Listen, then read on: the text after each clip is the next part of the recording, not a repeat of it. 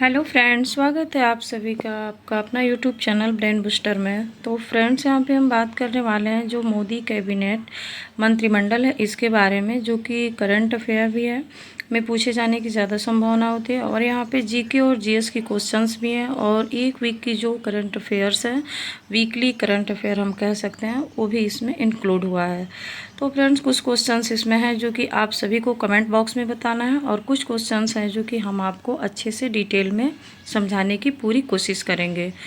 तो फ्रेंड्स, यहाँ पे हम पहले बात कर लेते हैं कि हमारे जो नरेंद्र मोदी जी हैं, जो प्रेजेंट टाइम में अभी भारत के प्रधानमंत्री हैं, वो उनके पास कौन कौन से मंत्रालय है और कौन कौन से और भी अन्य मंत्री हैं, उनके पास कौन कौन से है मंत्रालय, इसके भी बात करेंगे। तो सबसे पहले बात कर लेते हैं कि नरेंद्र मोदी इनके पास क्या है। तो नरेंद्र मोदी जी के पास है, भारत के प्रधानमंत्री हैं ये, और लोक शिकायत और पेंशन मंत्रालय इनके पास है, परमाणु ऊर्जा विभाग और अंतरिक्ष विभाग। तो इतना जो है इनके पास है। अब जो है हम आते हैं राजनाथ सिंह, इनके पास क्या क्या है। तो राजनाथ सिंह पास है रक्षा मंत्रालय, जो कि पहले से भी था, और अमित शाह गृह मंत्रालय इनके पास है, तो ये पहले से भी था और अभी भी है। नितिन गडकरी जो है कि सड़क परिवहन और राजमार्ग मंत्रालय इनके पास है, जो कि नितिन गडकरी के पास पहले भी था। और 3.0 जो अभी है मंत्रिमंडल, इसमें भी इनके पास ये मंत्रालय है, सड़क परिवहन और राजमार्ग मंत्रालय। नेक्स्ट है यहाँ पे जेपी नड्डा। तो जेपी नड्डा के पास क्या है, स्वास्थ्य मंत्रालय है। शिवराज सिंह चौहान है, कृषि मंत्रालय। निर्मला सीतारमण वित्त मंत्रालय, जो पहले भी थी और अभी भी हैं। एस जयशंकर हैं, जो कि विदेश मंत्रालय इनके पास है, इनके अंडर में। नेक्स्ट पॉइंट है यहाँ पे मनोहर लाल खट्टर, जो कि ये हरियाणा के पूर्व मुख्यमंत्री हैं, और ये आवास और शहरी मामले में बिजली मंत्रालय इनके पास है। आवास और शहरी मामला है और बिजली मंत्रालय है। एचडी कुमार स्वामी हैं, जो कि भारी उद्योग मंत्री और इस्पात मंत्री हैं। और पीयूष गोयल हैं, जो कि वाणिज्य और उद्योग मंत्री हैं। धर्मेंद्र प्रधान हैं, शिक्षा मंत्रालय इनके पास है। आई होप आपको समझ में आया होगा। नेक्स्ट पॉइंट की बात करते हैं यहाँ पे ललन सिंह है, जो कि पंचायती राज है इनके पास। मत्स्य पालन है, पशुपालन और डेयरी मंत्रालय इनके पास है। सर्बानंद सोनोवाल जी हैं, बंदरगाह जलमार्ग मंत्रालय इनके पास है। वीरेंद्र कुमार सामाजिक न्याय इनके पास है। राम मोहन नायडू विमान मंत्रालय। गिरिराज सिंह कपड़ा मंत्री। और अश्विनी वैष्णव जो है रेल मंत्री और सूचना एवं प्रसारण मंत्री हैं। आई होप आपको समझ में आया होगा। नेक्स्ट पॉइंट की बात करते हैं यहाँ पे कि जो है भूपेंद्र यादव हैं, पर्यावरण वन एवं जलवायु परिवर्तन मंत्रालय। और अन्नपूर्णा देवी जो हैं, महिला एवं बाल विकास मंत्री हैं। गजेंद्र सिंह शेखावत हैं, संस्कृति एवं पर्यटन मंत्री हैं। गजेंद्र सिंह शेखावत क्या है, संस्कृति एवं पर्यटन मंत्री हैं। अब आते हैं यहाँ पे कि हरदीप सिंह पुरी क्या है, पेट्रोलियम और प्राकृतिक गैस मंत्रालय इनके पास है। मनसुख मंडाविया है, श्रम और रोजगार मंत्री। युवा मामला और खेल मंत्री मनसुख मंडाविया, बहुत इंपॉर्टेंट है ये, श्रम और रोजगार मंत्री है इनके पास। युवा मामला इनके पास है, और खेल मंत्रालय भी इनके पास है, ये खेल मंत्री भी है। अब आते हैं हम नेक्स्ट पॉइंट की जी किशन रेड्डी हैं, खान मंत्री। और चिराग पासवान खाद्य प्रसंस्करण और उद्योग मंत्री हैं। आई होप आपको ये पॉइंट समझ में आया होगा। अब हम नेक्स्ट क्वेश्चन की बात कर लेते हैं, जो करंट अफेयर से रिलेटेड क्वेश्चंस हैं, और प्लस जीके और जीएस के भी क्वेश्चंस की हम बात करेंगे।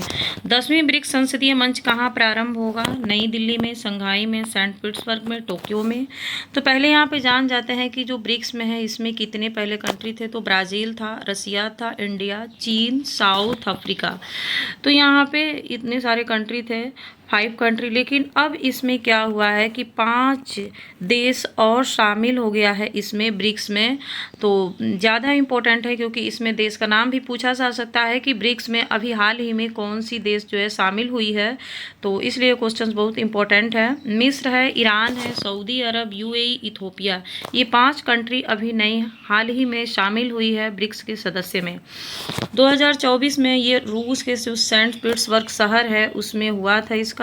और इंडिया से नेतृत्वकर्ता जो लीडरशिप के रूप में गए थे, वो लोकसभा के स्पीकर ओम बिरला साहब ने किया।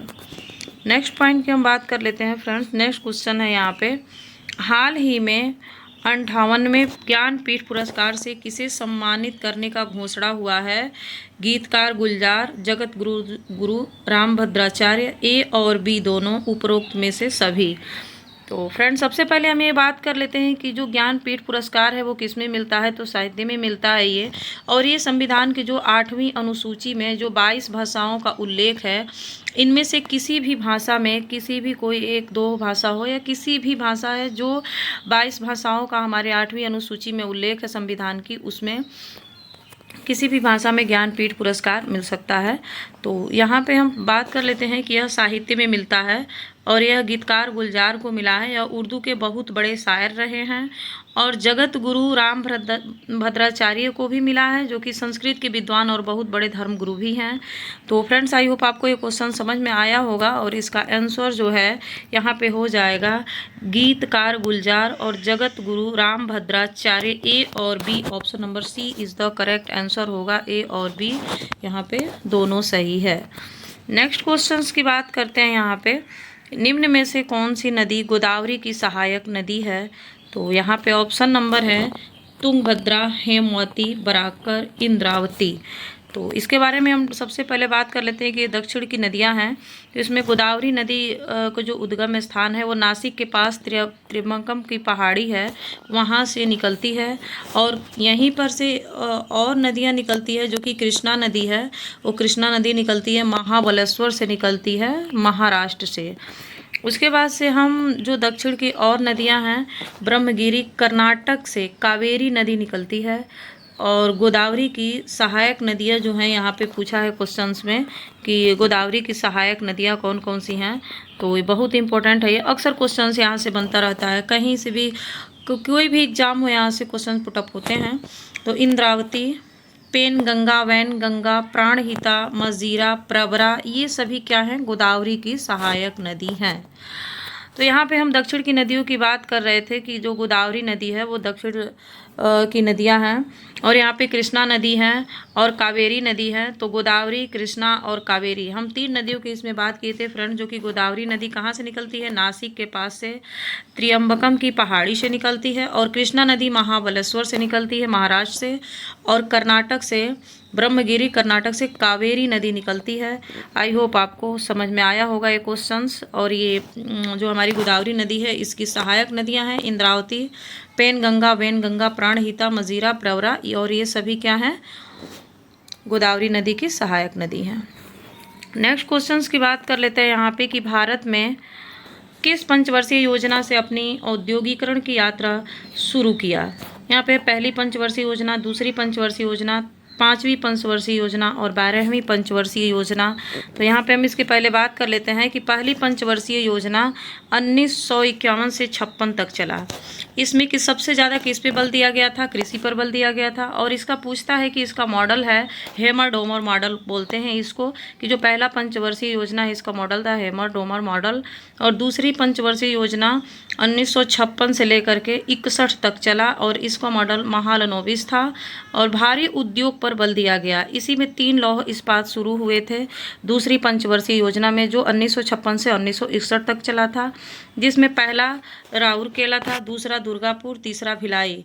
तो राउरकेला, दुर्गापुर, भिलाई, जिसमें कि राउरकेला कहाँ है? उड़ीसा में है। और दुर्गापुर पश्चिम बंगाल में है, भिलाई छत्तीसगढ़ में है और राउरकेला उड़ीसा में है। तो आई होप आपको समझ में आया होगा। और इस क्वेश्चन का आंसर हो जाएगा option number B is the correct answer होगा यहाँ पे, कि यहाँ पे दूसरी पंचवर्षीय योजना में हमारा क्या हुआ था? औद्योगिकरण की शुरुआत हुई थी। नेक्स्ट क्वेश्चंस की बात यहाँ पे कर लेते हैं कि थियोसॉफिकल सोसाइटी के संस्थापक कौन थे? महादेव गोविंद रानाडे, स्वामी दयानंद सरस्वती, आत्माराम पांडुराम, कोई नहीं। तो फ्रेंड्स, ये क्वेश्चंस हमको कमेंट बॉक्स में कमेंट करके बताना होगा कि थियोसॉफिकल सोसाइटी के संस्थापक कौन थे। तो फ्रेंड्स, यहाँ पे हम इस क्वेश्चन का आंसर नहीं बता रहे हैं, ये आप सभी को कमेंट बॉक्स में कमेंट करके बताना है। तो नेक्स्ट क्वेश्चन की बात हम यहाँ पे करते हैं। नेक्स्ट क्वेश्चन है, हाल ही में IMF के आर्टिफिशियल इंटेलिजेंस तत्परता सूचकांक में भारत का कौन सा स्थान है? 70वां है, 71वां है, 72वां है, 73वां है। तो यहाँ पे ऑप्शन नंबर सी होगा यहाँ पे हमारा आपकी 72वां है। Option number C is the correct answer. Next question की यहाँ पे हम बात करते हैं कि हाल ही में किस देश में आयोजित रिम पैक अभ्यास में भारतीय नौसेना ने भाग लिया है। तो इसमें फ्रांस है, यूएसए है, ब्रिटेन है, जापान है। तो इसमें जो है भाग लिया है यूएसए ने भाग लिया है फ्रेंड्स। तो यहाँ पे यह अभ्यास विश्व का सबसे बड़ा नौसैनिक अभ्यास है। यह 2 वर्षों में एक बार होता है। यह हवाई द्वीप जो है जो यूएसए में है वहाँ पे हुआ है और भारत की ओर से INS शिवालिक ने भाग लिया। इसका full form rim of the Pacific है। तो फ्रेंड्स यहाँ पे कौन सा कंट्री यहाँ पे भाग लिया था, आयोजित हुआ था जो रिम पैक अभ्यास, इसमें जो है USA. Option number B is the correct answer होगा। नेक्स्ट क्वेश्चंस की बात कर लेते हैं। हाल ही में EIU ग्लोबल लिवेलिटी इंडेक्स 2024 में किसे शीर्ष स्थान मिला है? Copenhagen, Vienna, Melbourne, Zurich. तो इसका सबसे पहले हम फुल फॉर्म कर लेते हैं फ्रेंड्स। यहाँ पे आंसर हम आपको बता दें कि यहाँ पे इसका आंसर होगा कोपेनहेगन। अब इसका हम फुल फॉर्म EIU का फुल फॉर्म होता है द इकोनॉमी इंटेलिजेंस यूनिट। इसका मतलब है जो कि रहने योग्य शहर। इनमें सबसे पहले स्थान पर वियना और दूसरे स्थान पर कोपेनहेगन होगा। तो फ्रेंड्स यहाँ पे 2 होगा, यहाँ पे कोपेनहेगन भी होगा और वियना भी होगा, लेकिन पहले स्थान पर यहाँ पे वियना होगा और दूसरे स्थान पे कोपेनहेगन होगा। नेक्स्ट क्वेश्चंस की बात करते हैं कि दुनिया के पहले होलोग्राफी बैंक नोट कौन लॉन्च करेगा? तो यहाँ पे है Japan, south Korea, Australia, New Zealand.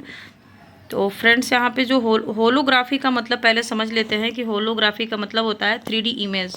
यह जापान ने लॉन्च करेगा और इसमें ऐतिहासिक हस्तियों को 3D इमेज होगा। जैसे कि जो ऐतिहासिक हस्तियाँ होती हैं उनकी फिगर को क्या होगा कि उस नोटों पे 3D इमेज में रहेगा उस नोट पे। तो ये सबसे पहले कौन सा किया है? तो ये हमारा जापान ने किया है। Option number A is the correct answer होगा यहाँ पे। नेक्स्ट क्वेश्चंस की बात करते हैं। हाल ही में SBI के चेयरमैन पद पर किसे चुना गया है? तो किसे चुना गया है फ्रेंड्स? तो यहाँ पे गिरिराज सुब्रमण्यम को, मोहित कंबोज को, श्रीनिवासुल सेठी को और रवि अग्रवाल को। तो इसके पहले हम बात कर लेते हैं कि ये SBI, तो पहले जो है SBI पहले एम्पीरियल बैंक ऑफ इंडिया के नाम से जाना जाता था, जिसमें कि bank of Bengal, bank of the Madras और बैंक ऑफ द बॉम्बे 3 बैंकों को क्या किया गया था कि फ्रेंड्स मर्ज करके इन तीनों को मिला करके मर्ज कर दिया गया था। कब? 1921 में। और इम्पीरियल बैंक की स्थापना यहाँ पे हुआ था। इसका काम क्या था? नोट को जारी करना था। यहाँ पे 1 जुलाई 1955 को इसका नाम बदल करके SBI कर दिया गया। अब इसके चेयरमैन श्रीनिवासु सेठी हैं। तो आई होप आपको ये क्वेश्चन समझ में आया होगा।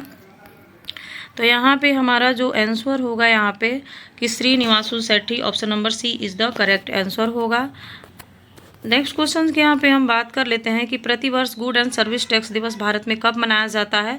1 जुलाई को, 2 जुलाई को, 3 जुलाई को, 4 जुलाई को। तो यहाँ पे मनाया जाता है फ्रेंड्स 1 जुलाई को मनाया जाता है गुड एंड सर्विस टैक्स दिवस, जिसे हम GST कहते हैं। 1 जुलाई को GST डे होता है। 1 जुलाई 2017 को लागू किया गया था और 101 संविधान संशोधन कमेटी विजय केलकर समिति था और पहला बिल पारित करने वाला राज्य असम था। वर्ल्ड में GST सबसे पहले फ्रांस में लागू हुआ था। और हमने ये कहाँ से GST लिया हुआ है? तो ये कनाडा से लिया है और यह समवर्ती सूची में रखा गया है, जो कि पहला टैक्स है ये। और GST एक अप्रत्यक्ष कर है, प्रत्यक्ष कर नहीं है। और ये पहला ऐसा जो है कर है जो कि समवर्ती सूची में रखा गया है, जिसमें राज्य और केंद्र दोनों भी उस पर अपना विचार विमर्श कर सकते हैं।